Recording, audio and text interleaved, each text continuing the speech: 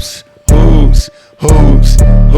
What's good, y'all? This is Hoops Legion. My name's Vaughn. You know it is the All-State, the All-Pro, the D1 Jackass, your boy Day. And as y'all see, man, we missing Antho today, man. He has some personal stuff to handle. But look, we got a guest on today, man. It's Haize. Hey, go ahead, man. Go ahead, introduce yourself, man. I mean, you already know what it is. It's your mama's favorite podcaster, Haize. You know how it goes. Yes, sir. You know, he do Bulls Central, Chicago Bears Central, Chicago Sky Central. So, am I missing something? Yeah, I mean, NBA Central, Locked on Bulls, of course. Yeah. He said, bro, he's like, busy man. He said, man, you gonna put my resume out there, put bro, the whole resume I out dare there. you to. It's a long ass resume, man. It's so many, bro. You don't even know. Like, really, it's a long ass resume. Yeah, But sure, man. But at the same time, like, since my dog not here, I'm gonna say it for him.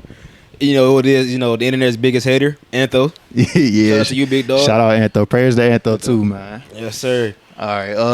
Let's see. What's today's day, man? It's the 12th? 12th? Yes, sir. Yeah, around 9 o'clock, man. I think they got Summer League going on. I saw TSJ just playing. We got a couple topics on here. We're going to talk about Team USA. We're going to talk about the Summer League. But most of all, we here for some Bulls topics, man. We got a couple Bulls things that happened. We ain't talk about Demar Derozan since the last pod. And he on the Kings now. So we're gonna get into all that. Yes, but sir. yeah, man. But yeah, man, how y'all doing today, man? How y'all doing? I'm cool, man. It was a long drive. How long was the drive? Just 2 hours. I'm a little extra right now. It was hot. It was hot. It's a good about 2 hours though. I saw a lot of cows, fields. Nah, you did though. It was a lot of shit though on the That's way. all it is. Between Ohio, it's just like between the major cities in Ohio, it's literally just farms and shit. Yep. Just farms and stuff like that. I thought about, you know what, maybe I should go farming. Maybe I can go up there again. Right. I can, I don't know, man. I mean, I ain't got the credentials for it, but I don't know. I mean, it don't look half bad. You feel me? Yeah, man. What's good, man? Well, you know how it is, man. You know something we like to do here, so we going ahead. We gonna bless the bottle for everyone here. So bless that for me. Got you, bro. Bless that for me. People at home. Oh yeah, since Anthem not here, drink responsibly. So who getting a blessing today? Who I'm giving my blessing to Angel Reese again. Angel Reese again. Yeah, what's her 15 double? Once again, bro. Like once again, she hot right now. Me personally, I wanted to give out my special blessing out to Meg. Oh my God, bro. Cause I know, bro. Have you heard that Masamushi song? Bro, come on, dog. I be like, it's catchy, bro. Come on, bro. I was like, stop. Talk about Meg. Stop. The song, bro. The song catchy. The song is catchy, man. I hear you. I bet my girl keep playing it. It's crazy. The song's catchy, bro. I ain't gonna learn to dance or nothing, but I'm just saying. Bro. Hey, bro. If I catch you listening to that, bro, I don't know. I got some questions for you, dog. I can't like good music. I mean, hey, bro. If that's what you rocking with, dog. But anyways, man. So let's get right into it. So we gonna start off with Team USA, man. We saw that they replaced who they replaced again? Kawhi Leonard with Derrick White, man. So my first question is, what y'all think about that replacement? Like, do you rocking with that, or you think they snubbed somebody? I'm not. No, I ain't gonna lie. I'm not a big fan of the pick. Not gonna lie. If anybody, if you was gonna go out there and get somebody like at the garbage position, Kyrie. I guess Kyrie didn't want to come. I guess. I don't think they rocking with Kyrie. I mean, we could have any other. If you going guard wise, we're going like Kyrie, Jaylen Brown, Donovan Mitchell, somebody. But I guess Derrick White cool too. I'm just sick of the fact I gotta watch 3 Boston players play for the summer. That's the only thing I'm mad about. I mean, y'all not rocking with Jaylen Brown? I mean, I'm cool on Jaylen Brown. Like, not in a negative way. Like, Jaylen Brown is a cool player, whatnot. Like, the way I look at it is that in Olympic play, it seems like the role players usually make sometimes a bigger impact. So I think maybe that's what they're looking at, to kind of fill in between the stars. He can do whatever he needs to do, not an ego, things like that. That's probably what they're looking at. But that's true. Yeah, I was seeing that too, because I mean, it's only so many people that's going to really play. So you do need that glue guy that's kind of at the end. Because I mean, he good, but he probably going to be more so at the end of the bench if they need that defense or put somebody on it or lock somebody down on the other team. So I mean, it's cool. I see why Jaylen Brown mad, but I can understand both sides of it. I mean, Outside of that, though, who would be y'all starting five? You think who should be the starting five for this Olympic team, bro? You talking about under any circumstances starting five? Yeah, I guess your favorite, your best starting five. You could possibly Jalen Brunson, Anthony Edwards. Who'd I go with at the 3? KD at the 3, AD at the 4, and then at the 5 I go with. Damn. All the 5s I like are international 5s. That's the thing that makes it difficult. Every 5 that I like in the league basically is international. I mean, Embiid on the team, and you got Bam. Team, though. That's true. So Embiid. I guess, yeah. I mean, I think I'll go out of the team currently. I'll go. I'm gonna go Steph Curry, Anthony Edwards, KD. Steph Curry in the year of our Lord 2024. Yeah, man. Okay. I gotta go Steph. I mean, he's still balling. I gotta go Steph, and then LeBron James, and then I'm gonna go Joel Embiid. Yeah, that would be my 5 for this team. Currently. Okay. Personally, I will go with Steph as my number 1. Now, if he was here still healthy, then it would have been Kawhi at the 2. Then, if he was healthy, because yeah. If you know, like I see the starting 5 right now, there's like really no lockdown, not lockdown, like perimeter guy on Team USA with the starting 5 as constructed right now. Then I probably have Bron at the 5. Bron at the 3. Whoa. Then I'll have. I want to say AD, but at the same time I want to say KD too, because you just cannot start KD. You can't start him. You just can't you just cannot bench him. You just cannot you cannot bench KD. Then at the 5, I might roll with AD. Then I might roll with AD. So you got who at the 4? KD, and then AD at the 5. Yep. Okay.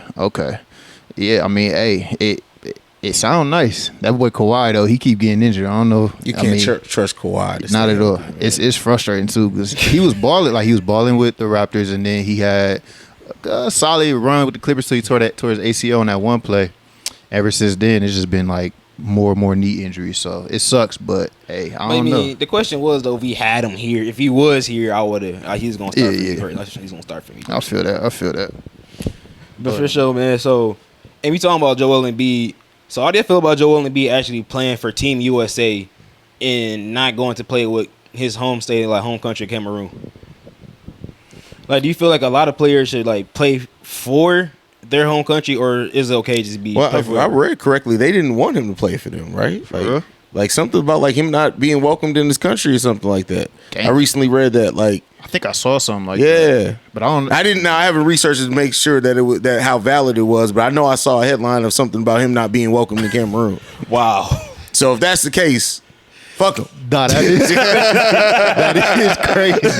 I don't know how you. Wow. I didn't even know that. I remember seeing something. Now that you bring that up, though, I remember seeing something about that. I don't know what the reason was, but that's crazy. Yeah, no, I mean, it is what it is for me. Like if he wants to, he can play for whoever he wants to play for. I know people making a big deal about it on Twitter and stuff like that, but I don't really get into it. I mean, he got dual citizenship, whatever. Citizenship. Yeah. But he could play for whoever, man. Listen, if Amari Stoudemire can play for Israel, then I'm not complaining. No, that's facts. That's facts. I mean, what you think? I mean, personally, I would feel like if I was born from over the seas, I would love to go play for my country. That's how I am. I would like do that. But at the same time, fuck if you don't want me to come play for the team, then I won't play for the team then. No, that's facts. I mean, what you think about more so on the Olympics? They talking about LeBron. So LeBron saying he not playing for the 2028 Olympics in LA. You think he retiring in 4 years? Oh yeah, for sure. I mean, wait. We got a problem. Wait. I don't want to know. I mean, Bryce in the league by then. So he done it too. I'm giving him 2. Yeah. I don't think Bron's still in the league in 4 years, man. That's a long time. Not to say that he can't still play in 4 years, but that would be crazy. That would be. And Bronny would still be in the G League. He got to be Bronny. Still, Bronny James is never leaving the G League, bro. So I mean, right now in 2024, so in the next 4 years, Bronny James cannot be on the NBA roster in the next 4 years. I mean, he's going to technically be on the NBA roster, but he's going to be playing in the G League. Bronny James is terrible, bro. Like from every standpoint of basketball, he came in to college as a person who could defend and shoot the 3-ball well, and he ain't did none of that good in college. I don't believe in Bronny James. I think he's too small. He's not athletic enough like his dad or his brother. I just don't see the route in which Bronny James is a productive NBA player, is what I'll say. He may stay in the league because of his name and because Rich Paul as his agent, but I don't see him ever. So you don't think maybe he could carve out Pat Bev role? No, he doesn't have the defense that Pat Bev had. Pat Bev was a dog. That's what they tried to say he had coming into the league, that he had the defense. So he can't develop into a Pat Bev. I don't believe in Bronny James' skills set at all. Like not even remotely. Not even remotely. He doesn't have the wingspan. Like, you got to look back. No, he does have his wingspan is pretty small. So. Like, and Pat Bev, too, like, people forget, like, I know they slight Pat Bev because he's not a great shooter, but go look at he's like a career 36% three-point shooter. Pat Bev was an absolute dog. Bronny James, like, at best, if we talking about developing into a player, at best, he can develop into Marquise Teague. That's crazy. I'm being dramatic. I'm like, that kind of dramatic there. I'm being dramatic on that one, but not even a Dellavedova? No, bro. Like Delly. When you go back, you can't be a hustle guy. A hustle for what? Like every team need a hustle guy. Yeah, but technically, me and you can go out there and hustle. That don't mean we good. Like you run up and down there. That's effective though. That's the thing. I don't see Bronny being effective at all. Wow. Bronny is going to be... I said this, and it's funny. I was in the same exact situation 3 years ago when I started my podcast, and people were like, Jello ball, Jello. I said, Jello is not going to play in NBA. I remember I bet somebody. I said, you can have my YouTube channel if Jello Ball is an NBA player in the next 2 years. I ain't heard from dude since. Was that before or after, like, what happened in China? That was before. That was literally, I never believed in Jello Ball. I think his pops was even saying it too. That's what's crazy. He went back on it. So I remember after Lonzo was drafted, LeVar was interviewed, and they asked him, if any one of your sons don't make the NBA, which one do you think? He said Jello. And then 2 years later, he tried to act like he didn't say it. Like, Jello's a star. They got a star in the making. You, sir, said your son was the one that wasn't going to make the league. Come on, man. He be talking to himself in circles. He did say that, though. I remember. But the thing is, he talks so much, people don't remember everything that he say. Yeah, no, that's facts. Shoot. I mean, we talked about Bronny already. The other most talked about, who I know is also your favorite, Haize, man. Zach Edey, bro. You got to love Zach Edey. What's up with Zach Edey? Because, I mean, look, I'm going to put a disclaimer out here because if everybody watching, it's just summer league. Yes. All right? Yes. It's just summer league. Yes. All right. I done seen Denzel Valentine take off in summer league, bro. It don't mean nothing. Exactly. So either way, Lonzo took up in summer league. Yeah, but you can take things from summer league, like way that they move on the court or like how they impact certain things, but like don't look at it like, you know, exactly like, oh, that's about to translate. It don't usually work like that. But Zach Edey did have a pretty solid couple games he played, I think. So what you think about Zach Edey now? I gotta give Zach Edey credit is the fact that Zach Edey, with his basketball IQ, and he's even faster than what I gave him credit for. I think he went to the right team. That's a team that used to play with Steven Adams, so they're used to playing with the center that doesn't necessarily have to be the fastest. They got JJJ who's going to be on the opposite side of him. I still don't believe in Zach Edey long term, but I do think he went to the right team that's going to be able to get the most out of Zach Edey for sure, for facts. Yeah. So I look at Zach Edey as saying somebody who his physicality and all that is going to give him some success, but as you adapt and the league adapts to you, that's going to be the interesting part of it. Because people forget, DeJuan Blair had a great first 2 years in the league. Yeah. And then pan out. And then it was gone after that. I feel you. I agree with the part, because I brought that up on the last episode too, about the team that he went to is low-key perfect, because they've had a lot of solid bigs in their past too as a team. They've had both Gasol brothers at one point. They had Zebo before. They've had, like you said, Steven Adams.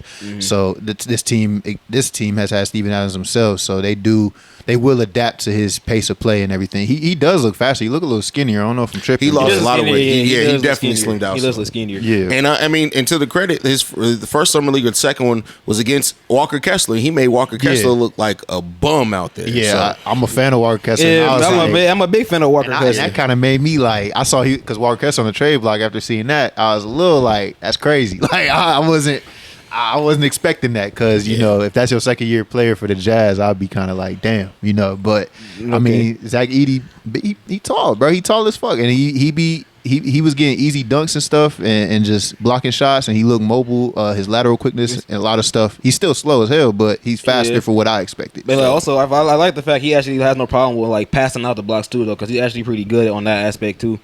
So besides Zach Edey and like Bronny, so out of this class, who are y'all favorites right now? You think it could run away with Rookie of the Year, just by pre-prediction? It's early, but I mean, I'll tell you who I like. I like Matas Buzelis. You can call me biased. Biased, but I know you always like to call me biased. I tried to hype him up the last episode. You was already calling me biased, but I just like, I didn't expect him to fall to us, but he like 6'10". He pretty fast. He got dribbling potential. He got shooting potential, defense potential. He's like he's a guy with hella potential. So I'm just excited to see what can happen. I like Dalton Connect, but I think he's gonna go to the Lakers and just be what he is. Who else am I liking? Terrence Shannon Jr. had a great game today, and that's somebody that I've seen people hype up a lot.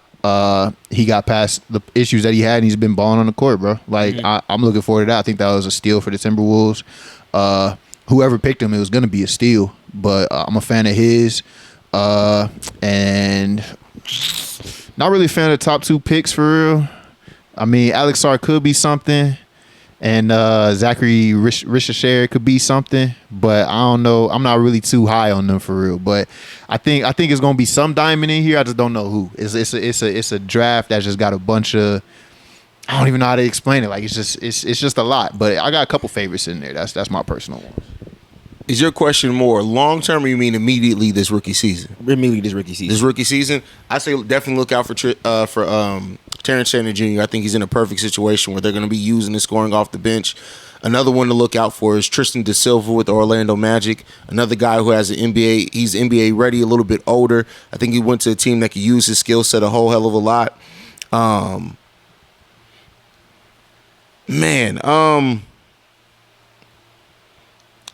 Try to think who else. Oh yeah, I know you about to say, huh? Who? Khalil Ware. No, but that is a really good pick. Yeah. I think Khalil Ware is a really good one. I didn't think about that. Khalil Ware went to another one with a perfect situation for him. Perfect situation. Yeah, because even though he does have that offensive game and can stretch the floor some, he won't have to use it a lot. He'll be able to be complimentary with it. And I think having the dogs that they have and the coaching that they have, Khalil Ware is going to be in this situation to be really good. But I was also going to say Devin Carter. Oh, okay, yeah. Because the Kings going to need that defense off the bench, especially now that they got DeMar DeRozan there. I think he comes into another one who comes in with the ability to play defense and stretch the ball like he can. They're going to need to use that a lot. He did just have that shoulder injury. I think I forgot he about out for that. about 6 months. But Yeah, I forgot about that. They were saying He need to get that hairline cut off. they were saying by the time bro come back, he gonna be 28 as a rookie. I mean, Because he is pretty old. hey, that hairline fully grown too, bro. Like you coming in the league, like, hairline is crazy, bro. That's crazy. You're that coming in Jalen with a Suggs. Derrick White hairline, bro. Like the Derrick White Jalen Suggs special. When you said my man had a mature hairline, Bro, coming mature in as a rookie, hairline, bro. as a rookie. His dad bought as hell. We know it's coming for him. You know it's coming for him, bro. I'm so no offense. no, all offense. Shave that shit off, my guy. no, if you're offended, shave it. That's what I got to say to that. It's not your fault, man. Everybody have receded hairlines. You just start off thin. That's all it is. It ain't just He can hit turkey, bro. He can hit turkey, bro. hit a Bron, man. You feel me? See, Bron hairline the biggest comeback Bron in fixed years. the front, and then the back started going. Yeah, now it's like- meeting somewhere in the middle. It's like, what we doing here, He bro? gonna take a couple more trips to Turkey. I don't know. Yeah, he did that Tory Lane special. He got them hair plugs put in. Didn't the shoulder do that shit too? Yeah, That's bro. crazy. They really work some magic. Who were your favorites? Did you have? Oh yeah, mine was definitely Khalil Ware, and the one for sure going was definitely Stephon Castle. He in a great situation. He is in a great situation, bro. I feel like he's going to learn so much from Pop, and the fact CP3 there too, so he's going to have to learn a lot. He's going to really just focus. Here's the thing, though. I agree with that, but we also got to realize this is a different Pop. Pop just doing shit. Yeah. Like Jeremy Sohan at the point guard for the first 34 games. Like, what was that? That Like was Pop crazy. literally just like Pop at this point is just like, you know what? I'm just gonna try some shit, and nobody's gonna question me because I'm Greg Popovich at this point. Like, You think that has something to do with a little bit of tanking too? Because that's crazy. Like, I don't want to say tanking. I don't think it was tank. I really just think that at this point, Pop knows that he got Wemby there. Wemby's going to be an absolute star, so he can do a lot of weird shit around Wemby. Now, this season, you think you brought in Chris Paul, you're going to stop that weird shit, but just don't overlook Greg Popovich for doing some weird shit, bro.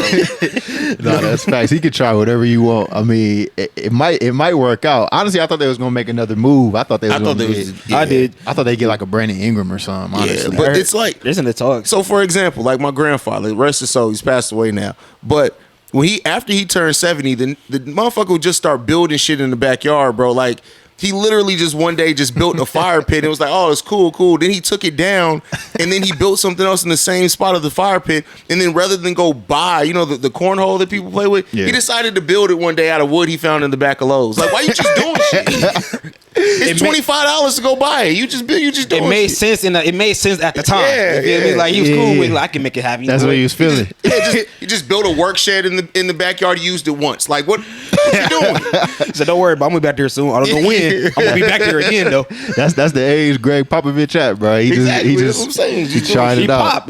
Some gonna stick. He gonna be like, hey, this shit working. Maybe if Jeremy Sohan was eating at the point, bro, it would have been crazy. People would have been calling him a Jeremy genius. Sohan has some of the worst basketball IQ I've ever seen in my life, bro. Man, hey, that whole team could not find Wemby. It's crazy because I feel like they could put me on the court and I'm finding Wemby. Like, I don't know how they can find Wemby. He's 7'4"? Just throw it up. Just throw it up. Nobody can get as high as he can get with that wingspan. Just throw it in the air, bro. Wemby was low-key the best passer, which is crazy. He's supposed to be a lob catcher. Like, it's crazy. Hey, let me ask you a question. I know this ain't on the topic list. It's all good. How long do you think it's going to take before Wemby breaks the all-time block record? All-time block record? What is the all-time? I don't know the number, but I tell you what, with the number of blocks that he's able to get, I would not be surprised. We're talking about 9-10 years in, and he'll still have another 5 years left to play before he breaks the all-time block record. But think about 3,830. Who owns that? I feel like that's a number. And how many did he have last year? How many blocks did Wemby have last year? The top one is Hakeem. Victor Wembanyama, how many blocks did he have? He had 254 last year. You said the record's what? 3,830 total. He got that. 19 years. 19 years. He got that. He got that. That's Hakeem too. Yeah. He's definitely. But at the same time, though, man, a lot of players don't go at Wemby though. They really will pull it back. Like, nah, I ain't about to go to. I'm not about to do that. Still gonna come, man. Like, he's still gonna get them blocks. He probably gonna win hella defensive player of the years. He should have won it this year. Look, you can make arguments. Hey, I mean, I'm just saying though, like, hey, nobody like Rudy. My pops don't like Rudy. My every time I go, I don't to my mind pops, Rudy. I feel like I'm the only person who I'm not bothered by Rudy. My pops hate Rudy. Nobody saying he's so soft. Nobody saying be bothered. It just can't. You can't be the defensive player of the year award and you're getting 100 in the playoffs. People say that, but that thing has nothing to do with the playoffs, though. Like, it's a regular season award. Yeah, I get what you're saying. He did get cooked in the playoffs, but it's like, look at who he got cooked by, too. Like, that's exactly. Luka had him on the island. I haven't seen. What about the year before then? What about the years before that? Wasn't that when the Mavericks were bringing him out to the corner? When he was man, think about it. The fact, okay, you know what? I can't say last year because Yoke was in a different player back last year. Yeah, he was in his bag. And not one big man could guard Yoke. If your name wasn't Joel Embiid, even Joel Embiid really couldn't do shit with him for real. Yeah, so I do take that back. But what about the years he was getting punched on by Terrence Mann, Paul George, and all them? I mean, it happened when you contest the shot, though. But yeah, I mean, when you're a defender in the shot block, you're gonna get dunked. He's gonna get dunked on. A lot of people's thing is the perimeter defense, but I mean that's not what every center. Like, usually centers don't have the perimeter defense like that. So I mean, he's good at locking down the paint for the most part. Yeah, Bam's different supposed though. To be a 4 though. You think? He a 5. He's a 5, but that's why I'm so excited. If they do start Khalil Ware, Bam at the 4 is going to be a monster. They are about to do that. They are about to do that. It's crazy. Like when you look at how many centers were good on the perimeter. Joakim Noah, Bam Adebayo. On the perimeter. Tyson Chandler for a few years there before he started slowing down after the foot injury. Mm-hmm. So perimeter. I feel like it's more. I'm just not thinking of. I'm sure there's more. AD for sure. AD can guard anybody. Like, when he's healthy, he can guard anybody. Ben Wallace, when he was actually like in his, he was he getting switched on the perimeter a lot then? Not a lot, but like he can hold his own for like until like Chauncey and them can like. But even that's that, fair. But even that, he wasn't no. And Birdman, can't forget Birdman. Mm-hmm. Yeah, they were solid. Well, so before we get into the Bulls stuff. Right when I was driving here, I saw that the NBA dropped their East and West groups for the NBA in-season tournament cup. Mm-hmm. Y'all still like the idea of this tournament? I mean, I never liked it. Oh yeah. Did you say you liked it? I loved it, but by all means, why you didn't like it? I mean, to me, it's just an extra something to fucking do. Like, don't get me wrong. Like the games are actually more competitive than I was giving them credit to coming to the game. I mean, into the season. But ultimately, like, I just look at it as saying, like, it just doesn't move me at all. Like, cool, the Lakers got an in-season tournament banner. Did we talk about that a week after it happened? Nah, and it didn't mean nothing for them. And my bad. I just noticed you was in Lakers. It wasn't specifically a shot at you. I promise it wasn't a shot. You saw my face. I was like, just took that. saw my face though. I'm like, I mean, it's hey, I'm saying though, it's something nobody else got. Didn't mean shit. Yeah, I mean, nobody else got I feel it. you. Didn't mean shit. But I feel like the NBA also ask some players who got bonuses. Ask them did it mean shit. It meant something to their pockets. I mean, they bought another couple of $100 pair of shoes with it, right? Way more hundred than I got. that was supposed to carry y'all momentum. I remember the Lakers fans. It was supposed to. Did y'all have a banner? He was supposed to. Listen, I'm not talking about all Lakers fans, but the toxic Lakers fans. They rolled that using that in season turn. Y'all hung the banner, bro. I would. That's the one thing I'll give you. You not one of the toxic, because I be seeing the toxic ones. I know a couple toxic Lakers fans. No, bro, I ain't gonna lie. I be embarrassed for you, bro. I be like, I'm like, at least you one of the real ones. That's some ones. etiquette, bro. I'm like, okay, I mean, That's what I'm saying, that's some etiquette. Every fan base got they crazy fans, and then like the more like realistic ones, you know. So at least like not Bulls one of the fans crazy got ones. Montez. You know who Montez is in the comment. He's in the comments of every Bulls I don't think so. I don't really, bro. Every move he be like, "Oh, we're winning the title this year. We're clearly the best team in the East, bro." He said that when we signed Torrey Craig, and I was like, I said, "Bro, wait a second." I was literally like, "Hey, bro, wait a second. You're saying that since we signed Torrey Craig, we're the best team in the Eastern Conference?" He's like, "Yeah, he can guard 1 through 4. That's not a perimeter player. He can guard. So that means that we're gonna win the Eastern Conference." Yeah, you're crazy. Haize, you're crazy. Just make sure you said that. Make sure you remember I said that they're winning the Eastern Conference, bro. God, that's insane. I used to be like that when I was probably like 13. That's what you're supposed to be like that when you're 13. What Montez is a 44-year-old man, bro. What happened when you 13, you would say something like that, and it'd be the one heartbreak. The heartbreak for me was D Rose, obviously, and then I grew up. I say, my shit was Eddie Curry, bro. Like, you couldn't tell me Eddie Curry wasn't the next Shaq, bro. I still hate the Bulls for making me believe in that motherfucker. It's always I think every fan out there had that one player that made them a believer at one point. Mm-hmm. And he's like turned out like, oh, this motherfucker. You just gotta wake up and realize this ain't 2K. It's not 2K, like know. That's for that, man. Hey, let me see. Going back to the Bulls stuff, man. So that's what we here for. Debo went to the Kings. Mm-hmm. So who think benefit? Who's going to benefit from this more? The Kings or the Bulls? I mean, if you talking about who benefits more, Yeah. Kings got better, Bulls got worse. But y'all wasn't that good, TB. no, we wasn't. But like he would probably say, like he been saying in his videos too, DeMar is a floor raiser. So he probably kept the Bulls in that middle ground where nobody really wants to be. And once he leaves, now it's gonna put the pressure on players like Kobe or Pat or Ayo. And although the East sucks and it's possible they could sneak into some type of 10, especially with Zach and Vooch on the team, they probably won't. Because DeMar, at the end of the day, there were so many games where I saw him take over, hit big shots, and then you're just sitting at the end. It's like, if he wasn't there, we not in this game at all. We not in this game at all. Like, he would be the person, like, we'll miss 5 straight shots, and he come down, and you know he hitting that mid-range. Mm-hmm. And he gonna do it. He gonna get it, too.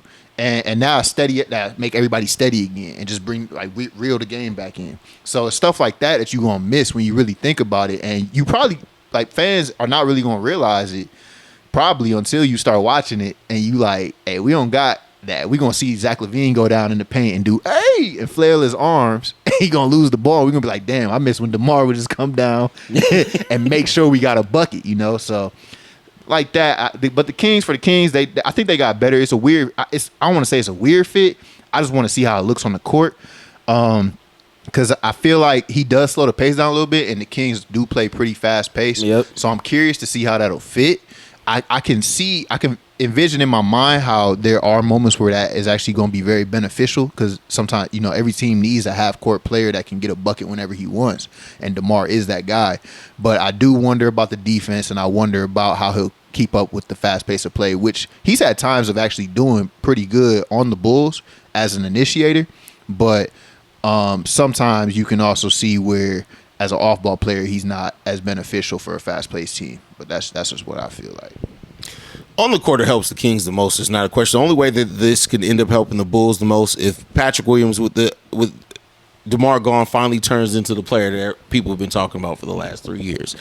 Other than that, DeMar towards the end of last season really fit in more on a faster paced team than I ever gave him credit for.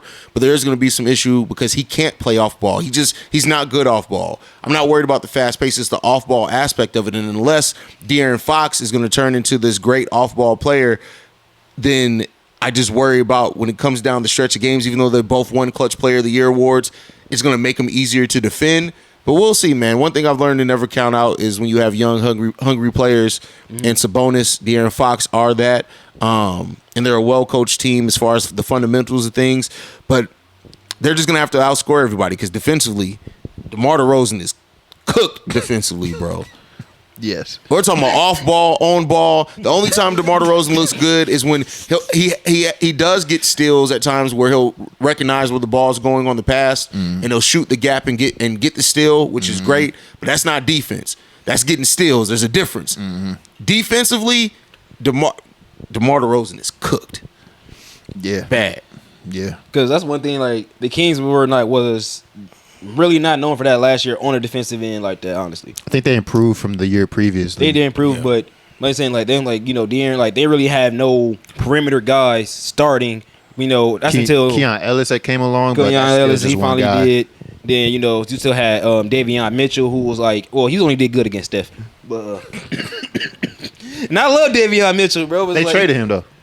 They traded him to the Raptors to clear up space so they could get DeMar. Yeah, you know what I'm saying? So, yeah. I'm like, so you saying their perimeter defense for the Kings is going to be kind of iffy, but back to your point with the 3-point thing, De'Aaron did get better from the 3-point, so I would love to see how he does how he can perform off ball because he really is more, De'Aaron is the fastest man from baseline to baseline, so we will have to see how that work.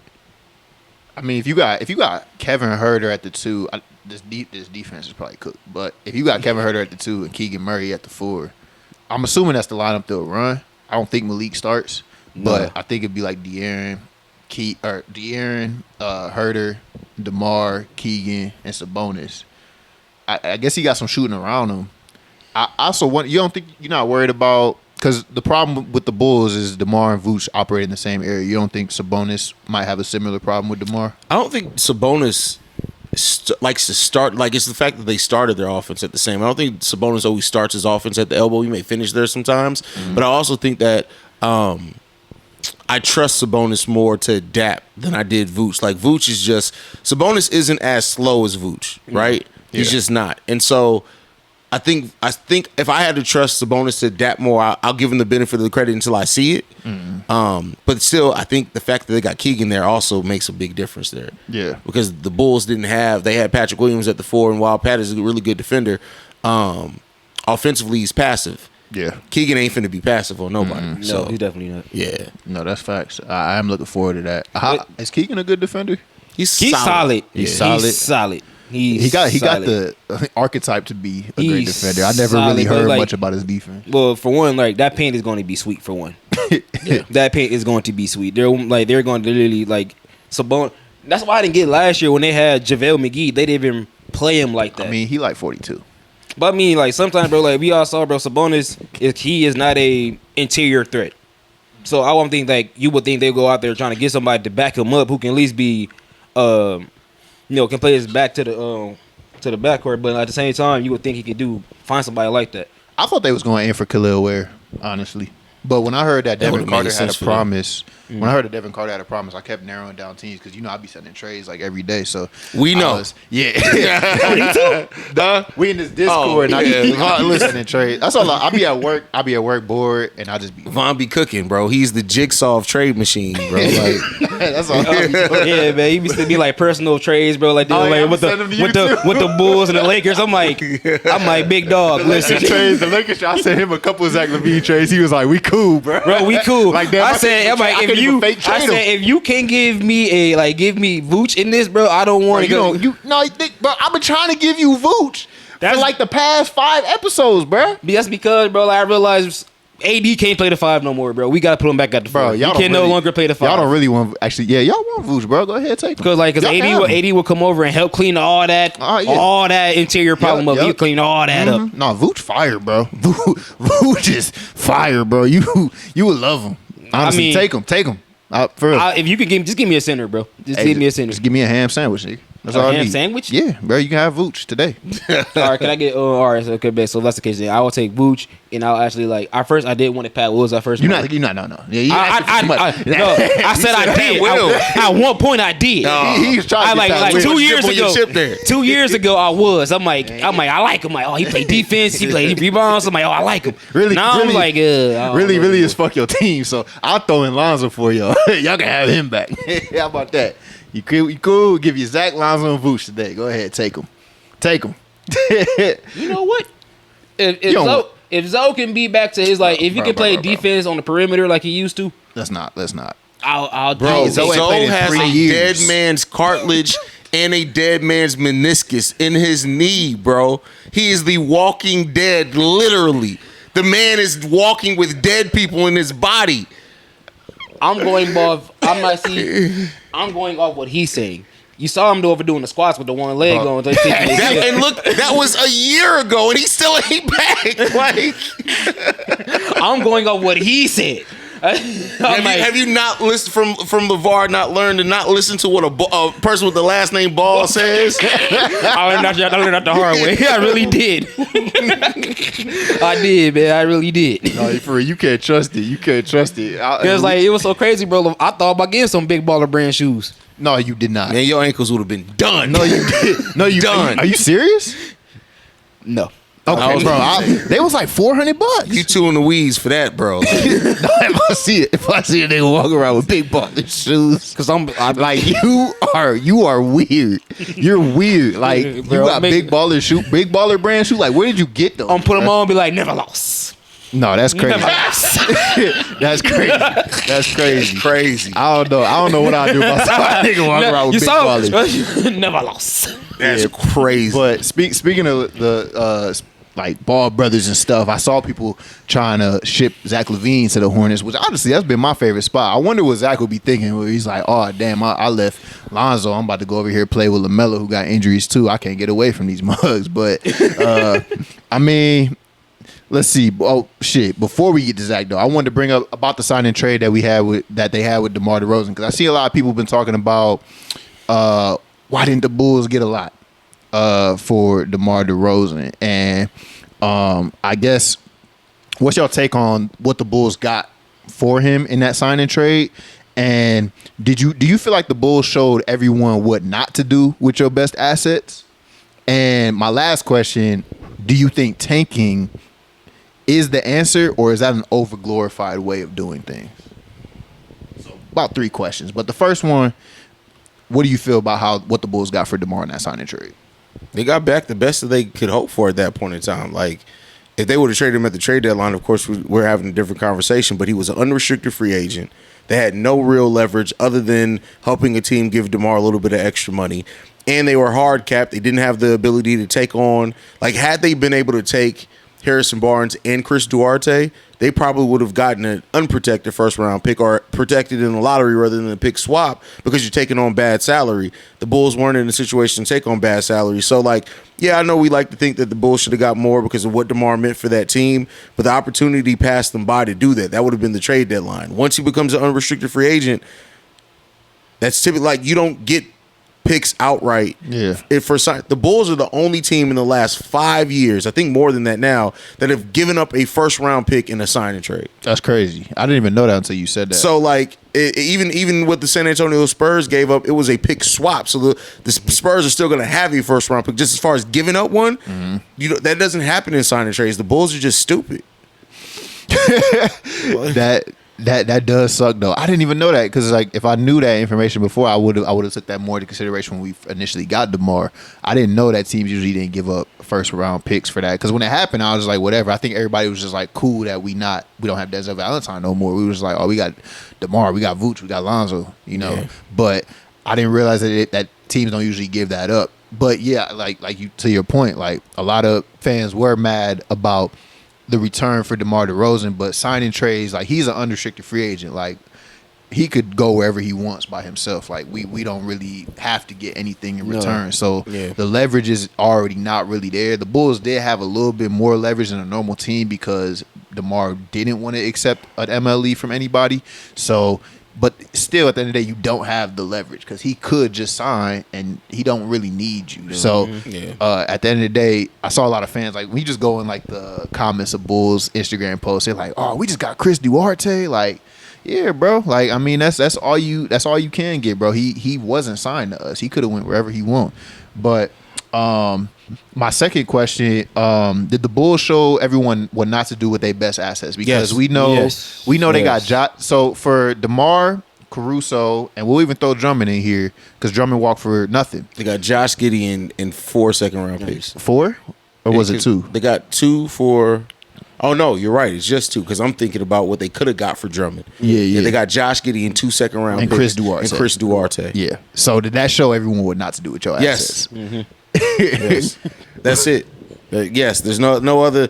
You don't even need to get deep on that. Yes, they mismanage their assets terribly, and that's what happens when you're a front office and your front office that's stubborn because everybody saw. I understand after the first year when Lonzo went down, you're not going to break it up 18 months after less than a year after putting that team together. But then the second season, when you still maxed out at a one play-in victory.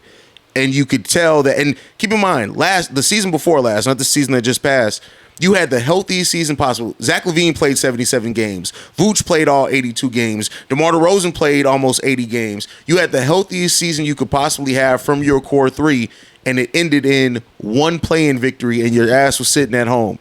That should have told you that wasn't it. So, yeah, no, I agree. It sucks because I remember sitting there, especially last season, when we would have really bad losses, and I'm just like, what are we doing? Like, I would have just the times just watching the game, just feeling like this. It felt terrible. Like, just like watching them, like, what are we doing? Like, how did we? I honestly really thought we was going to trade Andre Drummond at the trade deadline. And people would be like, oh, what's some second round picks? 3 you could have attached to the Zach Lavine that you've been trying to get rid of forever. Like, I just don't understand how you don't manage your assets better because it's not even with just the NBA. This is just how business people do stuff. You know, when you sell items at their highest value, you don't wait until they're worth $2. So it definitely sucks how they manage their assets. And they could have got a first for Caruso. I heard it was only a first from this draft. So maybe with Caruso, you choose between getting a player like Josh Giddey or this first. But then that also came with you waiting to the very last second to trade him because he only had 1 year left. So it's you can look at it from all these ways. At the end of the day, I saw you and Pat the Designer were talking about how Pat the Designer was saying how they made the most of where they're at now. But they could have gotten more if they just did it earlier. But at least they did make the most of what at this moment of what they could do.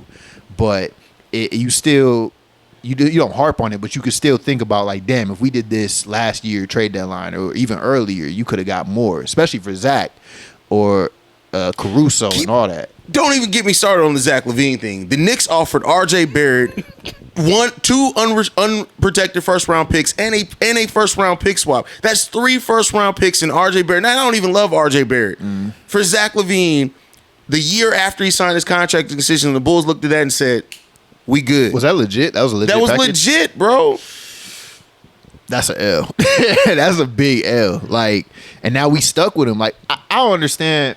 I'm not even gonna get to Zach first because I got one last question. Because I'm like, y'all the Bulls. Everybody, y'all go ahead. Everybody, I love saying y'all talk about y'all team. Yeah, I don't know if you got anything to put in that before I go to this last one on this 3-part question. But did you have anything about the managing their assets or anything? Oh man, the assets. Oh yeah, man. I was just say like, y'all just basically just like just rolled out everything, let everything ride out, didn't try to really move anything. And the fact, like you said, y'all stuck with Zach Lavine and Vooch, and just your best asset was Debo. And I say Caruso. technically he was Either way, y'all like I mean, once again, though, y'all got. I mean, I wouldn't say like getting for Josh Giddey wasn't bad because Josh Giddey is also young, and the fact he can develop into something. Because I think last year he just had that one off year because stuff going around his name. But the whole DeMar thing, I mean, y'all got an old Harrison Barnes. We didn't get Harrison. I did. Yeah, you smoking dope.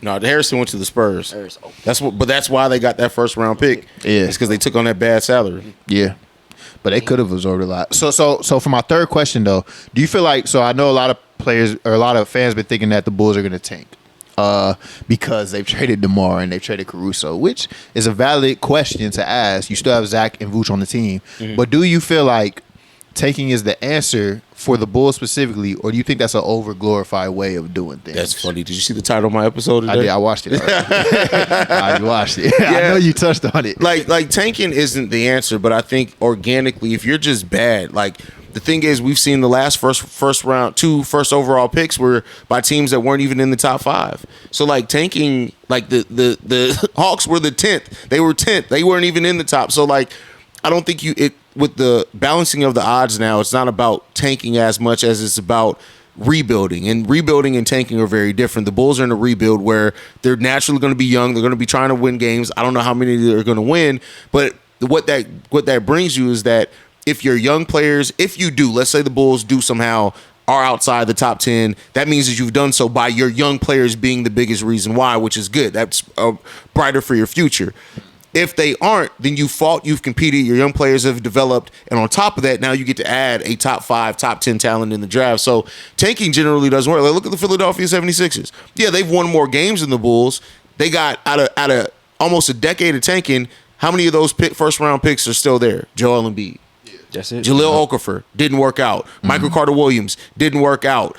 Ben Simmons worked out for 3 years. Now he's a head case. Like, didn't work out. Yeah. Like Markelle Fultz didn't work out. So like, and they actively tanked. They were literally in the part where they were trading players that were doing good so they could lose more games. The only teams that tanking has ever technically worked for were the Cavs so they can get LeBron. The Spurs, if you want to call that tanking, when they got Tim Duncan. I don't think that's a tank because David Robinson got hurt. Well, yeah, because David Robinson was still there. So like, tanking generally doesn't work. You can't point me to a team and try to convince me that tanking all of a sudden made them better. Like I said, the closest thing is the Philadelphia 76ers because they did get Embiid. They ain't won shit because they haven't had a team around them to do shit. Never got to the conference final, so yeah, he's never even got to the second round, right? No, he missed the second round. Okay, all right. Out of all those picks, what year was that? Like, was that because they got Markelle Fultz, Ben Simmons, Joel Embiid? What where in that was he the pick? He was the year after Jaleel Okafor or 2 years after Jaleel Okafor. Okay. Yeah, because they drafted like 3 centers straight, like Nerlens Noel and I forgot about Nerlens, yeah. So, yeah, and then I don't know if you brought the Pistons, but the Pistons keep getting, what, fifth? I remember when we were tanking, we kept getting 7. Yeah. like I don't know. I don't enjoy watching that type of basketball because to me, tanking is like you're purposely trying to lose games, but to me that breeds a losing mentality. And I know another Bulls channel that I watch, Bulls Central, Jamal, he has said on his videos he don't rock with tanking because it breeds a losing mentality and it makes players not want to be there. If you're a player, let's say you're a player and you're on this team, right? If it was me, I personally would not want to purposely try to lose.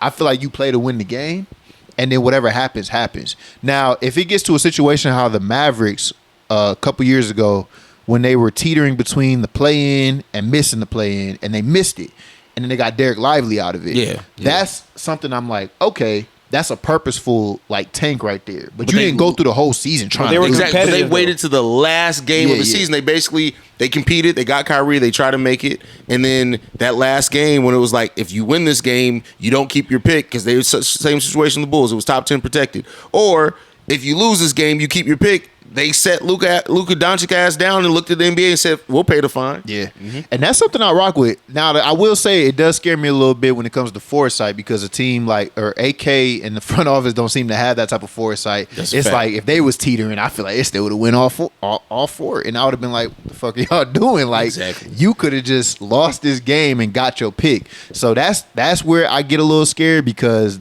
the front office has showed they don't have that type of foresight At all. sometimes. So that's a little worrisome, but I don't see why you would tell Kobe and Ayo and Patrick to lose after they just played with a guy like DeMar DeRozan and Alex Caruso, who That's would have against the never mindset. went for that Yeah, shit. Mindset exactly. that they learned. They would have never went for that shit. Here's my argument against tanking. I got it. It's 2024, right? 14 years. The Philadelphia 76ers, 2010, Evan Turner, number 2 overall. Nikola Vucevic, number 16 overall in 2011. Mo Harkness, number 15 overall, 2012. I forgot about Mo Harkness. Michael Carter Williams, number 11 overall in 2013. Joel Embiid, number 3 in 2014. Alfred Payton, number 10, 2014. Wow. Jahlil Okafor, number 3, 2015. Ben Simmons, number 1, 2016. Number 1, Markelle Fultz in 2017. Number 10, Mikal Bridges. Now that's on them. 2018. And that's the end of their tanking. Out of those years, we are 14 years removed from that. Joel Embiid's the only one still on the team.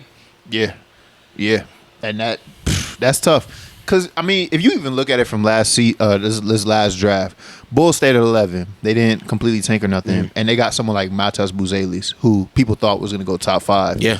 And sometimes things like that just work out to where if you just, try to win your games and do what you can, and however it falls.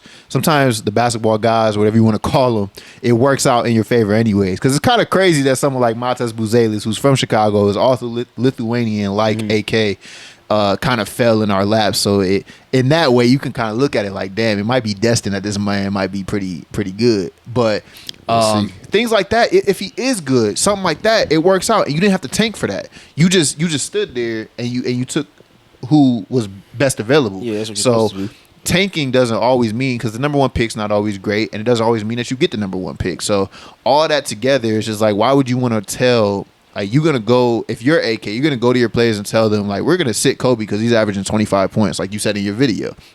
Like, that's tanking. Like, we're gonna go sit him, or we're gonna trade this player because he's averaging 25 points. Like, Nah, I can't get with that. I don't like that. Like, I like breeding that winning mentality. That's something teams like the Heat have always done. The Heat are gonna win. They're gonna try to win. With players. undrafted players at that. Yeah. The Nuggets, where AK used to be, Undrafted. have always done that for real. There's teams out there that have always. It's a different way of doing things, and you have to be smart when you do it. But like, tanking's not always the answer. It doesn't guarantee. I say, like, mainly, I feel like tanking really doesn't work for basketball, but honestly, like, only tanking really works is mainly on, like, when it comes to football. Football is like the only sport That's I can say different, is different, where like tanking actually does work and does benefit you in the longer run. That's because there's no lottery in football. It's Like, not. literally, a person with the worst record gets the first overall pick. Pick. So it's a real? little bit different. Yeah, I that's how don't really be football watching football. I didn't know. Yeah, it's really like that, bro. That's how, like, the Bears, Wait, the worst. the worst team, The worst gets the first gets pick the first overall. pick. Damn. So like, if you win 2 games, you're gonna get the first overall pick. Damn. It's really easy football, bro. That's why, Why like, is that not a problem for the league? it's really not, because it's, well, like, with football, it's more of like you can genuinely just be terrible and no one really will call you all on it. Yeah. But like if a team knows they can just get 2 wins to get the first pick, how does that not become like where a team just says we just gonna be Because ass? football is different. Like, basketball is 5 players on the court at any time. It's 22 starters in football, so it's a lot harder don't really to affect get as everybody much. on the same pace. So like, it's hard to be that bad in the NFL. Okay. You can still be bad. Yeah, you could be bad, but still as far be as bad. like getting the number 1, and then also you got to think too in the NFL too, because like, one player can't change the whole direction of your franchise. That even if you do draft a number 10, number 12, like, there are people who in the 5th round end up being Hall of Famers. So like it's more about you got to scout well because you can have a first round pick. It doesn't turn out, or you can draft this guy in the 5th round who went to a small school that nobody knows about, but since you scouted him, you found a diamond in the rough. Daniil Hunter. Yep. One of the best edges in the game of football right now. It was a 4th round pick, I think. Yep. So, okay. That's how it be though. Like, seems like basically with football, it's just you just have diamond in the rough in football. I'm saying like you can tank it once again because that's how football is. You can tank and get the ball. Like once again, like saying with basketball. That number 1 overall pick will not. Sometimes it might not pan out. Yeah. But it depends on what your team is looking for. Mainly QBs go number 1 overall. You feel me? Let me ask you about that. I'm mad at y'all getting rid of my boy Justin Fields though. But that's a whole other story. And they'll tell you I was a Justin Fields guy, so you ain't got to. I was a guy who said improve everything else. Then let's see what Justin got. I said y'all done went out there, got like 3 Hall of Fame receivers out there, and say you know what. Nah. Yeah. But my bad. I didn't mean to get off basketball. Hey, wherever the conversation flow, you bro.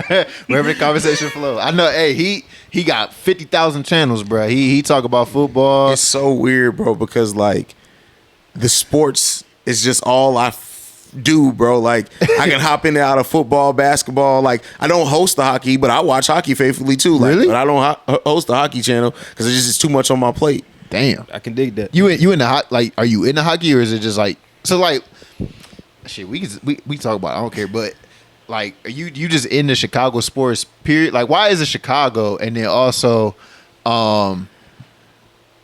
like hockey too? Because hockey, like hockey.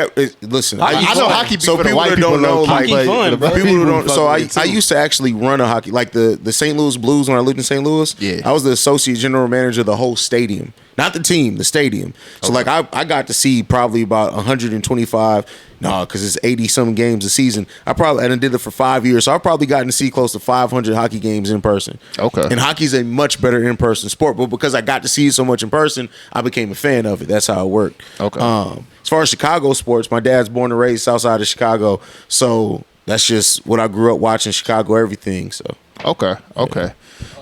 That's crazy, man. My family actually from Chicago. Actually, my moms, my aunties, and stuff like that. I happen to be born and raised in Toledo, though, but my old moms and them, they are from Chicago for sure. Yeah. We come and visit. Actually, we about to be visiting here in a couple weeks. What? Chicago? Yeah. Oh yeah, y'all are going to Chicago. Yep. No, that's crazy. Shoot, I know you got a lot of ties to Chicago. I know you say you done boxed around a lot. Oh yeah, personally, Chicago's home still. Like so, I'll be back there sooner rather than later, full time. It's just what crazy. you think about moving back there? Yeah, for sure. Oh, for real? For sure. Okay. So, like, I'm not gonna live in the city of Chicago though, because I'm crazy and I will shoot somebody. That's you know the funny thing about the city of Chicago though. All jokes aside, like it's not nearly as bad as what people try to make it seem. The fact is that it's only bad for people who don't understand their surroundings and what they can and can't do. Yeah. You get people who come in, they think like it's gonna be something that's not, and then you get tested. And then if they're gonna test you, for example, I'm known as like I was just in O'Hare Airport, right? Yeah. And I'm just stopped to get a drink. I'm getting a drink. Well, I had a 2-hour layover. The bartender looks at me and I'm like, this motherfucker. He's like, anybody ever told you look like this dude named Haize? I'm like, you know it's fucking me, bro. Don't try to beat around the fucking bush. You know it's me. He ain't want to glaze off the rip. Yeah. But it was cool there. Seeing the bar, it was cool. But then there's another time I was in Chicago. We were at Lou Malinatti's downtown. And I'm just standing there. I can't remember what I was doing. Maybe I was waiting on an Uber or something. This dude comes on the side of me. He's like, are you Haize? I feel like you Haize. So I'm ready to square up. I drop my backpack. Because if you walk up on me like, are you Haize? What the fuck you asking for, bro? Like, who you with? What we doing? Like, who sent you? Like, so it's just that type of thing in Chicago, bro. You just got to be prepared for it, man. But it's a wonderful city, bro. All jokes aside, you just got to know where you could do certain things at. Yeah. And honestly, this ain't even to be stereotype. You got to know what colors you can wear certain things at, because they will absolutely. You'll be at a food truck minding your own business and turn around and there's 4 people standing there like, what's good, cuz? This ain't even a cuz block. So you thought you was finna catch me with that hey cuz shit. You thought, nah, folk, what's good? All right, you good. Like, that's how it goes in Chicago. Hey, see, you way more tapped in than me. Because I'd have been caught. You gotta know where you at, bro. Because I'm dead serious. Because somebody be like, yeah, what up, cuz? You turn around like, yeah, what up, cuz? Now they taking your shoes. Yeah. No, nigga, come on, bro. Like, what up, folk? We ain't even over here, bro. Like, you ain't finna cuz me over here. It's like, it's a whole no sir, yes sir. Oh, you about to fuck it all up, man. No, I ain't from around here, bro. Yeah. I'm from Ohio, bro. I personally never been like I've been in Chicago never plenty been of to times. Chicago? I've been Oh, plenty okay, of I was times, about to plenty of times. But my friend, he was a little higher status, so we be in the little rich white folk area, man. But I never been in the. You got to know. I got tested. You know Big Kev. You know him from the channel, Kev. Yeah, I think so. Yeah, Kev is. Okay, yeah. Kev old school GD. So like if you, as long as I'm with Kev, I know I ain't got to worry about shit because but even then now, like because I'm in Chicago so much, like people know me and I know the city, I know where to be and who people are, but it like Chicago isn't really that bad. Like it's just certain places, but it's a beautiful city. People don't talk about the art in Chicago. They don't talk about the theater scene in Chicago. They don't talk about all that type of shit. Chicago is one of the biggest comedy scenes you'll see anywhere, bro. It's an amazing city. So. No, facts. It's people that's in theater out there. Yeah. I've seen and met, and it's a lot of stuff. So Chicago's great. I know someone like my mom, she'll freak out because she'll read the news and stuff and see Chicago, they be shooting people up. Like it's not like that. Like you think about the hood. Like you when you go in there, you go downtown, you go to the areas that's your areas. Shit happens, bro. But you can't walk. You ain't gonna walk around the city like with that like tripping body. Like you gonna enjoy your time out there. And whether it's Chicago or any city, you walk into your city being aware of your surroundings, like you said. So people try to put this bad rep on Chicago. It ain't like that, man. Chicago one of the best cities. Especially Gene, bro. Gene will let motherfucker know with the rip. Yeah. Toledo ain't fucking with Chicago. Yeah, Gene Alabama though. But she you feel me? Like no, like my great granny, bro. She was born and raised Chicago. You feel me? She used to be around the Temptations and stuff like that in their rep. So she old school like Chicago. You feel me? That's what's up. So. Before we move on, you really tapped in with Chicago like that? Like they be noticing you, recognizing you like facts, that? bro. Like it's the weird. And I'm an introvert. Like I know me podcasting people don't know that. No, bro. I don't believe that. That's true. Me too. It's different. No, bro. I'm a severe introvert. Like I don't talk in real. Like unless I'm podcasting, generally you won't find me talking. For real. I don't talk very much. So, but Chicago now, like it's funny because like when I used to go to Chicago before the podcast and shit, like, and then like. Be on NBC Chicago and shit like that. Like now, like every time I'm in Chicago, I'll just be trying to mind my own business. I get stopped at least 2 or 3 times, and especially now that Pat's also on ESPN and I do a show with Pat, bro. It's every time, bro. Y'all really coming up. Y'all doing y'all thing for real. Sure, man. Yeah, for sure. It's dope that we got you here, bro. I greatly appreciate it. But we only got a couple more topics left, so let's move along. So the next one I want to talk about, we need to talk about Zach Lavine. Do you feel like he's severely underrated at this point? Yes. And also, do you think it coincides with the fact that Zach hasn't been moved because of the new CBA, the second tax apron, and all that stuff? Do you think that's impacting teams as a whole? Well, my bad. No, I would say, I won't say Zach is severely underrated. I would say Zach is severely unavailable. I would say that. It's like because I don't want to say that, bro, because Zach is a hell of a player. But I think like with him though, I feel like what a lot of teams are scared of Zach Lavine is his injuries. You feel me? Like the fact he is such a offensive juggernaut, and the fact he needs his athleticism to be effective like that. Now, like, cause I'm saying like he's a shooter, but he's a volume shooter though. So teams don't really got time for someone to really catch fire from 3 nowadays. After like you can hit like that or you can't hit like that. But in the fact, if you look, bro, he be having foot injury, shoulder, back. It's like, dang, it's like, oh man, he's only 27. Nah, he's 29 now. 29? Yeah, 29 now. So like, a lot of teams would be kind of scared to take on that type of contract with the type of player who's Zach Lavine. I love Zach Lavine, but at the same time, it's like, bro, you. So as a Laker fan, you're not really feeling it if you were to take on Zach? No, like, only because, bro, like it don't really fit with any of our players because Bron about to be gone in 2 years, and I feel like it might fit with y'all a little. Like I mean, I could see. I think, and this isn't trying to sell you on Lavine, but I do think Lavine and I mean, how many games you gonna get healthy from? But I actually think that could be a nice. If you get a point guard with them, I think that could be nice. Can Reese run point? He's not a point guard. Like if you have Reese, Lavine, LeBron. Reese, I feel like Reese more of a like he more of a like a backup guard for real. Like he can run. You're not starting him. If I can have a better point guard, I would, honestly, but I just got to stick with him. Didn't he run point in college, or am I tripping? I mean, that don't mean much, but still. It don't mean much, but it's I don't know. It's just... He's definitely more of a score first guard, but LeBron technically run point. It's just about who can guard guard the position that they play. That's really what matters. But yeah, I mean, what you think? You think Zach Lavine is underrated? Yeah, he's definitely becoming underrated at this point because, like, even the injury thing, and I get it's a lot of little nagging injuries, but over the last 6 years, he averaged playing 62 games a season. That's damn near a full season in modern NBA. So, like, yeah, you right. So, I mean, it's like, yeah, there's injury things, and he always has something nagging. I can't deny that. But, like, this is somebody who can get you 25 points per game off 18 shots. Like, he's shown himself to be an efficient player. I think the thing that how do I always explain it? It's a Venn diagram, right? Mm-hmm. Value, what you're actually paid, injuries, and all that type of thing. And Zach Lavine is right in the middle of that Venn diagram where all those things are overlapping negatively and nobody can bite on. Like, if Zach Lavine was getting paid $28 million right now, he'd be moved. Yeah. Period.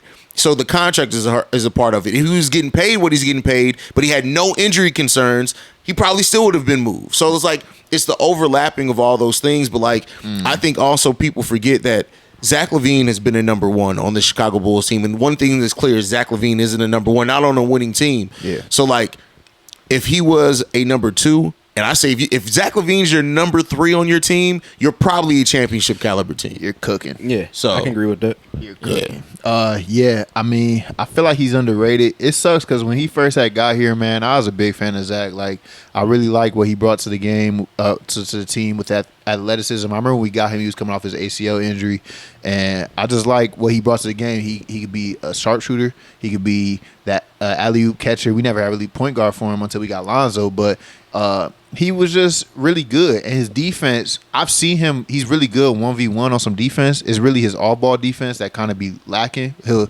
get caught ball watching, and then the ball swings to the corner, and then he won't rotate fast enough. So stuff like that, a lot of stuff like that is overrated. Like, they'll say Zach Lavine's a trash defender, when in reality, he's a bad off-ball defender. He's not really a trash one-on-one defender. So I think there's, like, certain systems that he could buy into and, like, benefit from. So there's things like that specifically where I feel like he's underrated. I feel like he's also a better shooter than most people give him credit for. Mm-hmm. I feel like he's gotten hot. I mean, he has like one of the top 5 records for like most threes made in a game, I believe, right? Yeah. With Clay and Steph. So it's things like that. Yeah, he's pretty severely underrated. The injury thing is overstated, but I can understand because recently, obviously, he's been getting injured. So it's like I can't even argue it as much. Yeah. I can't even argue it much. Like I'm like, damn, like he played a good amount of games previously. Like, I don't want to call him injury prone, but I can see why people would feel that. It's just like it's just because it's ticky tacky injuries. Yeah, I can see why people would feel that. You know, like, so I can't really argue it, but man, it's like you said, the Venn diagram. That shit was a great point. How everything just overlaps in the most terrible way, especially for the Bulls front office, because they can't move him. They looking at this like, man, he got injured last season. He had a bad season on top of that, and just like. And then the Bulls started winning more when he wasn't playing. Like, it's just like all this is just like overlapping, and teams are probably looking at this. And once you have a moniker, once teams start, you have this reputation. Teams, it's hard to break that. It's hard to break that. And I was hopeful that they would move him. And I know you making videos because I would send trade proposals and stuff, hoping that we would move him and stuff. And I've come to the conclusion that we might just be stuck with this dude. Yeah, unless Zach Lavine comes out and balls out the first 30 games of next season, then maybe you can move him. But it seems like Zach Lavine is going to be here, and I won't even just say it's going to be until the trade deadline. Zach Lavine may just end up being here. Because it's a $40 million contract, 43 at this point, I think. So 43. Even to move him at the trade deadline, teams are already set with their money and stuff. So it's like, how can you actually like swap? Like, it's harder to swap at the trade deadline. Teams might be more desperate, but it's harder to move money because teams don't have that open cap space. There's no free agents. What they have on their team is what they have on their team. So it's a couple teams out there. Maybe if the Hornets are where, like how the Magic blew last season. If the Hornets for some reason blow like that, but then maybe the Hornets take a chance on his. But then they just got done paying Miles Bridges. Yeah, I mean that's the thing too. Like Miles Bridges now making $23 million a year, but then at the same time, if the Hornets were to Because last time LaMelo Ball was healthy, they won 43 games. So if LaMelo comes back healthy and they look like they're rocking and rolling and they need to just add a little something, it's not easy for them to really match that without giving up another big piece on their team. They don't have like the smaller. They're kind of in the similar situation the Bulls were in 2 years ago, where you may be looking to make a trade, but you don't really have the easily movable contracts to match a big contract like that. So unless Brandon Miller has a huge lead for them and they look at it and say, Miles, we don't really need you anymore, I just don't know if they can make that trade happen realistically. So, what was I about to say? So do you feel like the second tax apron is impacting teams actually trading for Zach Lavine? Because he's a big chunk of your team. If the Hornets trade for, like you said on your video today, he would be the highest paid player. He would be over LaMelo. Yeah. So do you think they look at that and they're like, he's not going to be our best player. He's not the team. He's not the player we're building around. Yeah. So why would he be our highest paid? Because eventually you're going to have to pay LaMelo again. So do you think teams are looking at that and that's also preventing them from even doing anything? Facts, you got to look at it this way. For a team that's in the second tax apron, if you're a repeater, Zach Lavine's $43 million, technically you'd be paying $98 million for. People don't want to pay $43 million for Zach Lavine. You want to pay $90-something million to have Zach on your team? Yeah. That's, I mean, it's just the business aspect of it, man. And it's different, like from the first tax apron, you can move around a little bit, but like with the second one, you really can't. You're really stuck at. You're stuck. That second one fucks you You're up. stuck. You're stuck. You cannot go above it. You can't have no trades, no nothing. That's why the Phoenix Suns is fucking ridiculous, bro. Yeah, because I think $200 million. Yeah. And the thing, it was like the aprons were like what like 180 million. Yeah, bro. I was watching Pat Designer video and he was talking about that with his dude, talking about how the second apron just really affects you like crazily, bro. And the fact that the Suns are paying that for that team is crazy to me, bro. Also, Bradley Beal got moved to that team. It's crazy because if you think about it, Bradley Beal got moved there because, I mean, the Suns knew it was coming. Yeah. The Suns knew it was coming, but they still took Bradley Beal's big-ass contract, who also gets paid more. Me, personally, I think Zach at his best is better than Bradley Beal. That's me, personally. I do. But at this point, I agree. At this point, yeah. At their best. I'm talking about at their best. Injuries and shit. You're saying that Bradley Beal's peak, you got Zach Lavine's peak is higher than Bradley Beal's peak in his career? Yeah. I have to look the numbers on that one. No. Okay, so like I think. I mean, it's not bad. I'm not necessarily saying that you're wrong. Like, I'm just saying that I got to review the tape on it. I mean, like when Bradley Beal was on his own. So let me put it in better perspective. At the money they make, I think Zach Lavine's peak is more worth it than Bradley Beal's. I mean, but you got to think about it when if they're both healthy. When Bradley Beal was Washington, yeah, he impacted. He was Washington. But like they were saying, Westbrook was also carrying a lot. He came after that, bro. It was like, but I'm talking about that moment because that's when it was a little bit of cooking. But I can understand both ways. But either way, they moved Bradley Beal, who has a no trade clause as well. And it doesn't go away. And they moved him, and they knew it was coming. So it's almost crazy to me that they can't move Zach. So I don't know.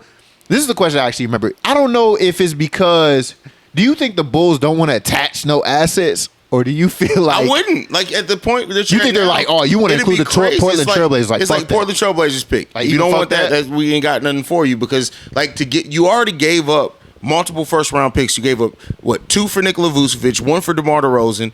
You've already given up so much to build this team. You can't give up even more assets to break it apart. Not even at Portland? That's crazy. Not even... Well, the Portland pick, okay, because that's probably going to turn into 2 seconds.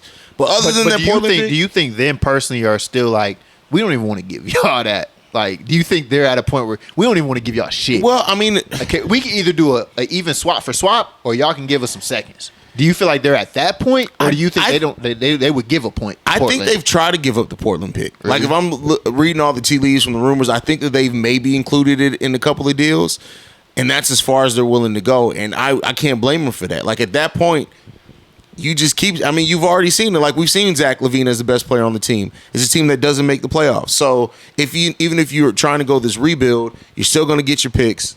At that point, like, rather than give up assets... You just keep Zach. It's crazy though, because the lineups are about to be weird for the Chicago Bulls. The defense about to be trash. What they got?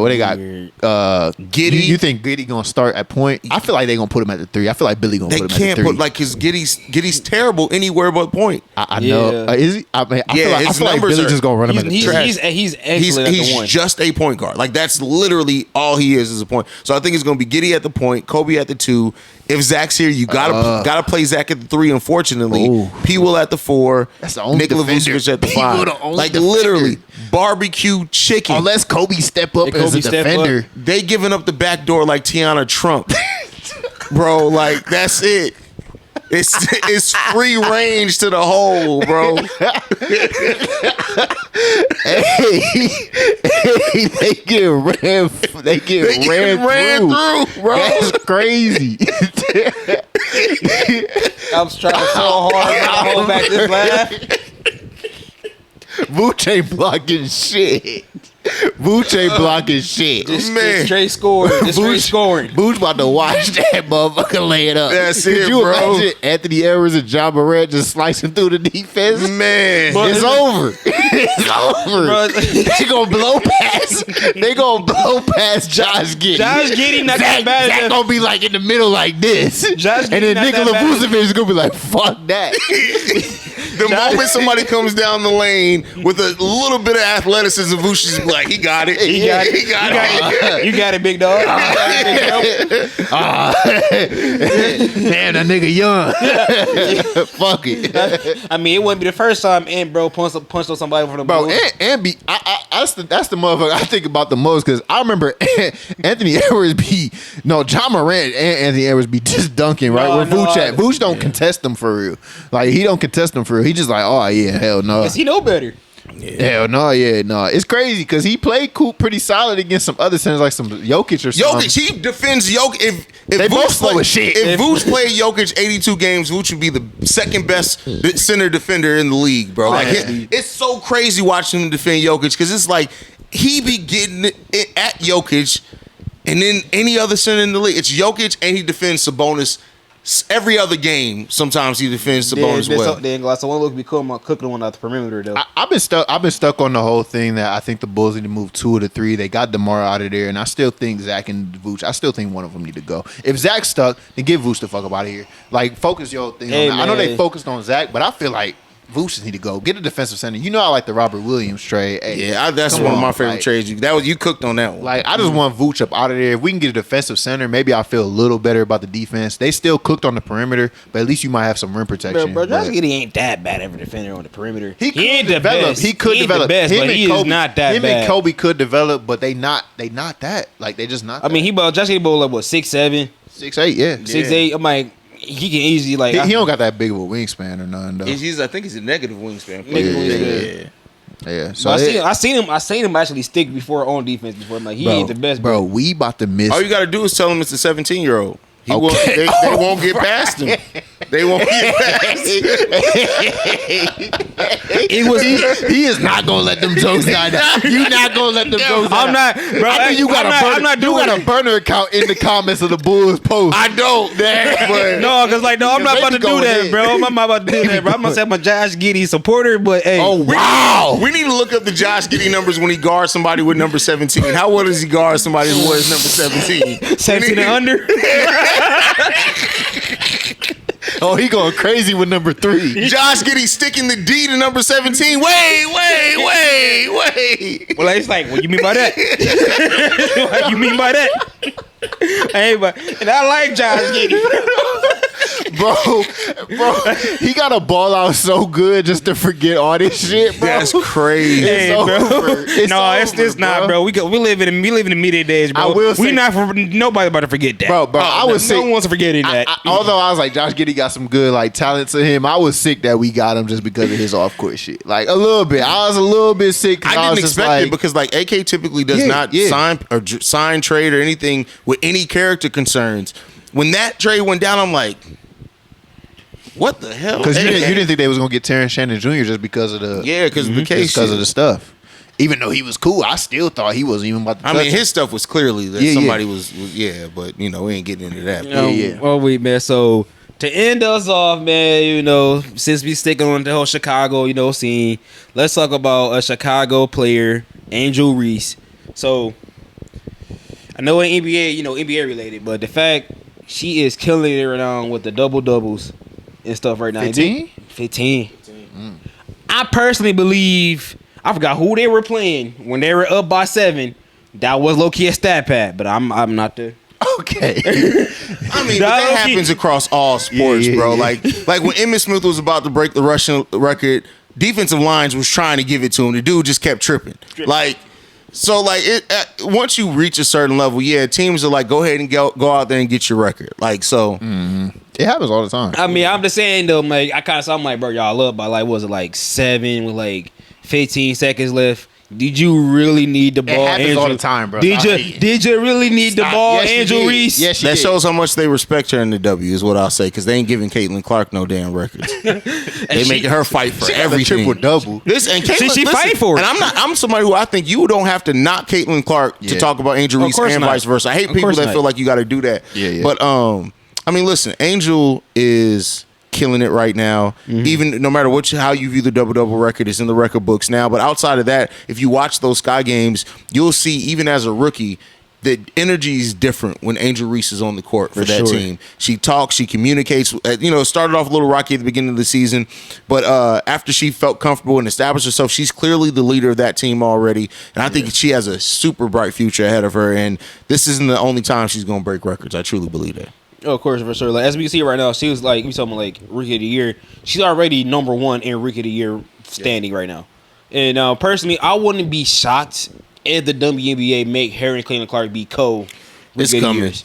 I feel like it'll be the first time in the league history too. Really? I feel like it's coming. That's because like they're both breaking records at the same time. So like, in the fact they're both battling for mid in the WNBA right now. So they low key having the race wars, and they're competing in the 7 and 8 spots in the WNBA playoffs. Like, it's the writing's on the wall. It's about to be co-rookie. I feel that. Yeah, and it's like I want to say that because I'm more a big fan of the guards. I've always been a guard type of player. Personally, I was like, really, you more like a big, because I know I be telling your ass get down low because you can't shoot for shit. But I play like a big, but like when it comes to like how the game's supposed to be ran and stuff like that, I value the guard more than I value the big. But like if you're really that person of the big, you feel me? Then by all means, then you're like near the big. But I feel like with me personally, Angel Reese is, I think she's more of a.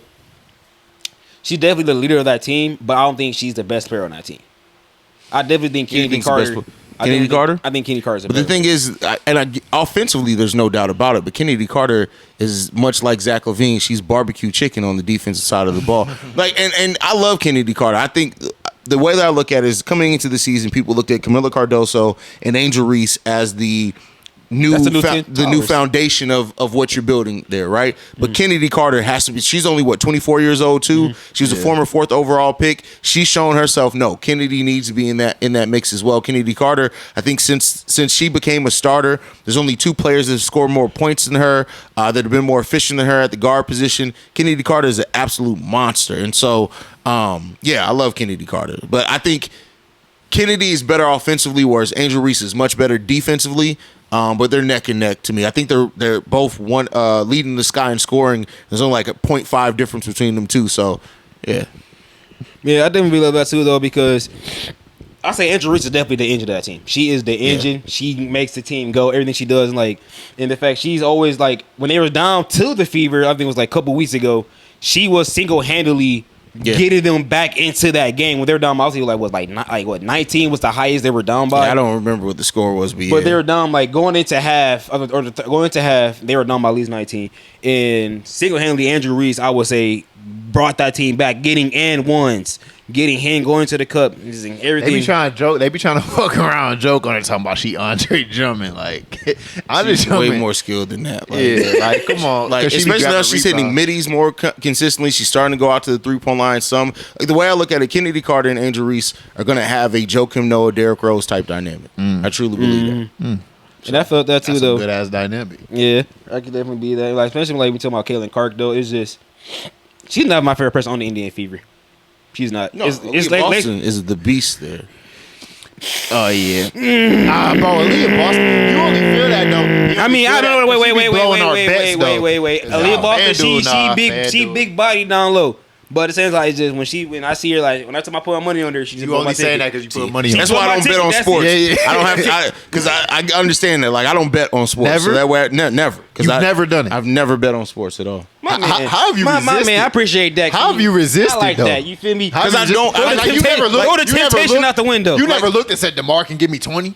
Probably, but I don't care. Like the way I look. I don't do fantasy sports for real either. Like because it's able. Even for fun. I've done fantasy sports twice, and both times I wasn't watching games to enjoy them anymore. I was like, hey, nigga, I need you to score 5 more points. No. And see, because of that, I'm like, I can get that. I focus on just the sports aspect of it. Because fantasy be stressing me out. Yeah. Fantasy stressed me out more than anything. I love fantasy, bro. Fantasy be fun. No, fantasy stressed me out more than anything. I ain't gonna lie. I feel like fantasy more for it's for like casual watchers.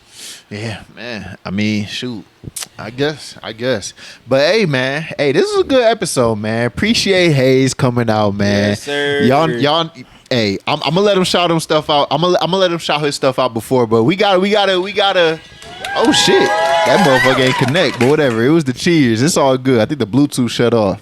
But hey, bro, shout your stuff out before we end here, man. Yeah, Chicago Bulls Central. Make sure you put Chicago Bulls Central because there's a Bulls Central, different one. Chicago Bears Central, Chicago Sky Central, NBA Central. I also do some stuff over on Players Choice.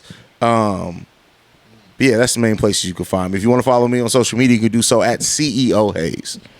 Yes, sir. Yes, sir. Get to him. Yes, sir. And hey, I'll be watching his videos. I'll be watching them every day because I'll be at work at the warehouse. I'll be working at a warehouse, so I just pop the headphones in, listening to them. So that's really where I spend my time doing over there. It get me through my days at work and stuff. So you a good inspiration for sure, bro. I appreciate you coming on. Anytime. It's all love. For Appreciate it, bro. Cause if like my bad, Joel, go ahead. yeah, no, I was just gonna say, they don't make many like you, bro, because there's a lot of people that wouldn't come on like that. So I appreciate you coming through like that. That's real love, bro. I appreciate y'all. Y'all traveled up and everything. Next time I have to come down to y'all. My sister actually lives in Toledo, so. Oh, for real? Yeah. For Nah, sure. that's our hometown. Hopefully, if we can run it back next time, Antho will be Big here. Brody be here, man. Hey, when Antho here, it's cool, man. Yeah, that's what's up. Antho bring it together. That's the Trust whole me, bro. hoops league. He just like y'all. He just like the Bulls as much as I do. So That's what's up. He just like. dislikes. You feel me? Nobody likes y'all, bro. You feel me? Only Bro, people. you a Lakers I feel fan, like the Tiana Trump joke would have took him out though. I feel like that. Oh, you know that would have got him. That would have took him out of there. Hey, no, like it took the power of Jesus for me not to laugh out. Hopefully when he watch that, he gonna be weak, man. You gotta tell him to record his reaction. That's it. Man, since you coming on, man, do you have any like advice and stuff like for like new up-and-comer podcasters who want to get into your field and stuff like that? Anytime somebody asks me, this is what I say: is do whatever you genuinely talk about every day or could talk about every day. That's what you should podcast about. Don't podcast about what you think's gonna get the views or get the clicks because this game is relentless, man. And for example, like I do 3 daily if you count Locked In Bulls podcast. And I've never felt burnt out. I've never stopped. I'm at this point with Chicago Bulls Central 1,133 days straight into, and I couldn't do that if it wasn't because of stuff. That's something I'm genuinely passionate about. So if you want a podcast, make sure it's something that you're passionate about, that you care about, that you can talk about every day. And I truly feel like the success will come because you're genuine about it, and eventually they will come. Sometimes it's slower than others. Like my boy, the Cognac Boys, they've been at this for 3 years, and they're really just starting to really pop off. And they've been consistent with it this whole time, and they've been great this whole time. So don't let any kind of momentary, or even if your first year you haven't popped off like you thought you have, believe in your content, refine it, and just do what you love, man. That's good For shit. sure, I mean, man. that kind of went along with it. You answered my question almost because I was gonna ask you how you come up with the same topics anymore. I'm a big fan of the Kanye Boys too. You were the one that put me on because I started watching their YouTube channel and everything, and they're really good at what they do. They're starting to blow up too. So that was along the same question about how you just come up with your topics all the time because I know you got the those are the comments I have seen people be like, oh man, why you covering this or something? Like how do you block that type of stuff out? Or I like don't give a fuck what people say. Like that's real. Like all jokes aside, and that's where being an introvert helps me. I talk about the shit that I want to talk about. Yeah. I don't give a goddamn what anybody like. don't get me wrong, I want it to be presented in a way that people can consume it, right? But I got a podcast for me, so I can't do the topics that you want me to do. I got to do the topics that genuinely catch my attention, because otherwise I'll just be sitting there like a robot, like, yeah, well, today the Chicago Bulls. No, I can't do that shit. So I feel it. Yeah. I feel it. Well, That's cool. You got man. anything else to add, man? No, man. Thank you for show popping on, man. Great pleasure having you here, man. Showing your Thank you support for and having stuff me. like Yeah, that, bro. man.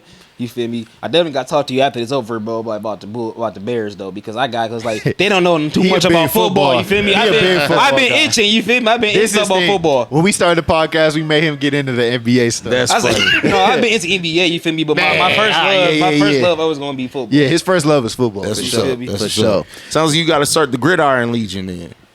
Gridiron Legion. You see it now. See. Yes, sir. Well, all right, man. Hey, this is a good episode, man. Appreciate Haize. Appreciate that it being here. Shout out to Antho, of course. Yeah, shout out to Brody. Yo, hey, as you already know how we ended, like, subscribe, hit the notification bell to stay up to date with all of our new episodes that we drop. We coming at you a new episode every week, man. Follow us on our social media, Instagram, TikTok, Twitter, at Who's Legion Pod.